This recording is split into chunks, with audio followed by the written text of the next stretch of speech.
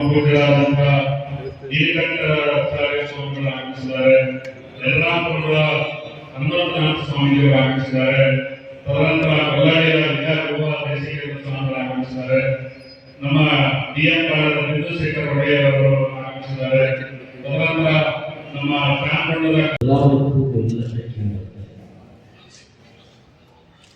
ನಮ್ಮ ಜಿಲ್ಲೆಯಲ್ಲಿ ಇವತ್ತು ಅತ್ಯಂತ ಸರಳ ಸಜ್ಜನಿಕೆಯನ್ನು ಬಹಳ ಶುದ್ಧ ಹಸಿರು ಮತ್ತು ಯಾವುದೇ ರೀತಿಯ ಆರೋಪಗಳಿಲ್ಲದಂಥ ಒಂದು ಸರಳ ಸಜ್ಜನಿಕೆ ರಾಜಕಾರಣಿ ಆಗಿರುವಂಥ ಡಾಕ್ಟರ್ ಜಿ ಪರಮೇಶ್ವರ್ ಅವರಿಗೆ ಮುಖ್ಯಮಂತ್ರಿ ಸ್ಥಾನವನ್ನು ಒದಗಿಸಿಕೊಡಬೇಕು ಅನ್ನುವಂಥ ಒಂದು ಒತ್ತಾಯವನ್ನು ಇವತ್ತು ನಾವು ಮಾಧ್ಯಮ ಮುಖಾಂತರವಾಗಿ ರಾಷ್ಟ್ರ ಮತ್ತು ರಾಜ್ಯದ ರಾಜಕಾರಣಿಗಳಿಗೆ ನಾವು ಮನವಿಯನ್ನು ಸಲ್ಲಿಸ್ತಾ ಇದ್ದೇವೆ.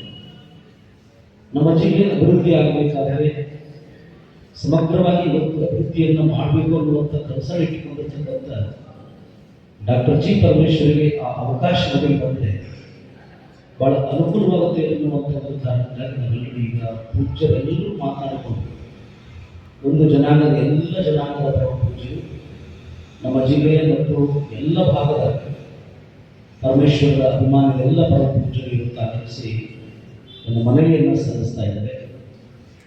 ಒಬ್ಬ ಹಿಂದುಳಿದ ಒಬ್ಬ ನಾಯಕ ಬಹಳ ಸರಳವಾಗಿ ಸಜ್ಜನಿಕವಾಗಿ ಅತ್ಯಂತ ಸುಸಂಸ್ಕೃತ ವಿದ್ಯಾವಂತರಾಗಿರುವಂಥ ಪಕ್ಷದ ನಿಲುವಿತ್ತು. ಕಳೆದ ಬಾರಿ ಕಾರಣಾಂತರದಿಂದ ಅವರಿಗೆ ಸೋಲಾಗುವಂಥ ಸಂದರ್ಭದಲ್ಲೂ ಕೂಡ ಪತ್ರಿಕೆಗಳಾಗಿ ಒಂದು ಪಕ್ಷವನ್ನು ಮುನ್ನಡೆಸುವಂಥ ಜವಾಬ್ದಾರಿ ಹೊತ್ತಿದ್ರು.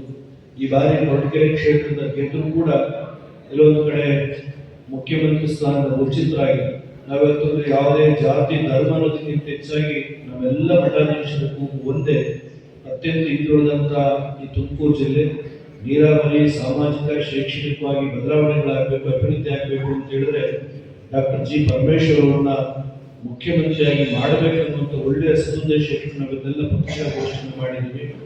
ನಾನು ಪಕ್ಷದ ವರಿಷ್ಠರಿಗೆ, ರಾಜ್ಯದ ಎಲ್ಲ ಪಕ್ಷದ ಪದಾಧಿಕಾರಿಗಳಿಗೆ, ಎಲ್ಲ ಮಠಾಧೀಶರ ಮುಖಂಡರಿಂದ ಒಂದು ಸಂದೇಶ ಒಂದೇ.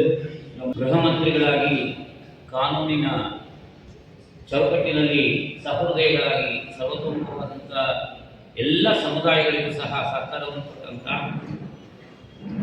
ಹಾಗೂ ರಾಜಕಾರಣದಲ್ಲಿ ವಿಶೇಷವಾಗಿ ಯಾವುದೇ ಪಕ್ಷ ಭೇದಗಳಿಲ್ಲದೆ ಭಾವೈಕ್ಯತೆಯನ್ನು ಹೊಂದಿದಂಥ ತುಂಬ ಆತ್ಮೀಯರಾಗಿರ್ತಕ್ಕಂಥ ಜನನಾಯಕರಾಗಿರ್ತಕ್ಕಂಥ ಡಾಕ್ಟರ್ ಜಿ ಪರಮೇಶ್ವರ್ ಅವರಿಗೆ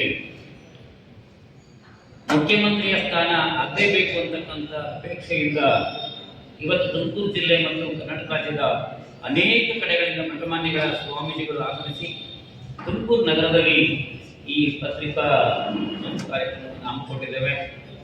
ಸರ್ಕಾರಕ್ಕೆ ಇದು ಅರಿವಿರಬೇಕು.